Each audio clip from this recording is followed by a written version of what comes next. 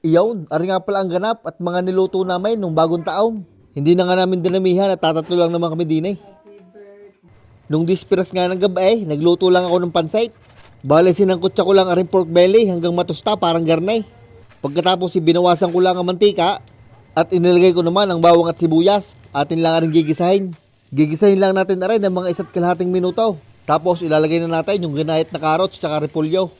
Abay gulay pa lang at saka karnay, puno na ang lutuan. Kaya nilipat ko din sa malaki-laki. Titimplahan naman natin aray ng 345 pamintang durug-durog at 110 na maalat na asin. Meron din nga aring mga kalahating tasang toyo at mga ilang taktak na ring oyster sauce. Hahaluin lang natin aray at lulutuin ng mga ilang minuto. Pagkatapos ay tutubigan na natin. 1.5 mangkok na tubig lang ang nilagay ko. Pinasundan ko na din ng isang North Chicken Cube. Hinalo ko lang tapos ay naglagay ako ng 2 itlog panlabon.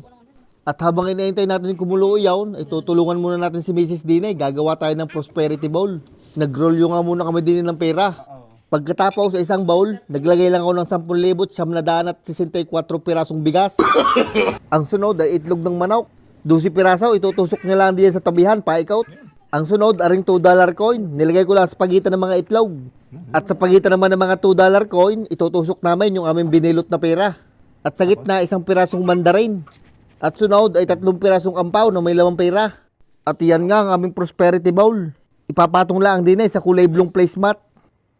Yun, balik tayo sa pansait. Pagka inakulo na, atin muna tatanggalin na rin 2 itlog. Pagkatapos ay titimusan natin ang sabaw. Kinulang lang ng 150 ang asukal na pula at saka kaunting kalamansi.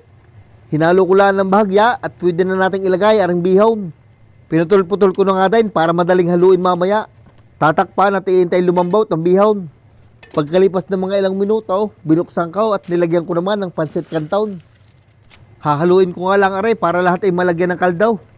Malapit na nga aring maluto kaya nilagay ko na aring spinach. Optional lang aray, nasa sa inyo na kung maglalagay kayo. Hahaluin nyo lang yan ng hahaluin. At mas maganda kung 2 sandok ang gagamitin, parang gayaan. At bago nga matapos ay titikman muna natin kung pasado na. At nung ayos na nga ang lasa, nilagyan ko lang ng crispy bawang. Dinurog na chicharon, ikinalat ko lang diyan sa ibabaw. Ilalagay din natin yung 2 itlog, ginahit ko lang ng papagayaan. At ang pinakahuli, green onions para maganda. Iyon, naluto na nga rin pansait, ready na para sa bagong taon. Abay talagang pansit pala ang ikatalo na. Pagkaluto ko nga ng pansait, ay si Mrs. naman ay nag-aayos na din ng lamesa. Inilagay ko na nga din sa lamesa ang mga pagkain, aring pansait at saka aring kalderetang baka. At bago pa makalimutan ay tatanggalin muna natin aring Merry Christmas. At papalitan naman natin ng Happy New Year. At yan, ready na nga aring aming lamisa para sa bagong taon. Sumandok na nga din ako ng pagkain, kaldereta, pansit at saka kanain. 8:00 pa nga lang ay kumain na kami dinay para sa hapunan. Kakain na lang ulit pagka nagutom mamayang hating gabi. At bago pa nga mag 12:00 ay nagpahabol pa kami na rin. Alam na rin ng mga taga Batangas. Kung tawagin na rin sa amin ay patabol. Ay talaga naman napakasarap.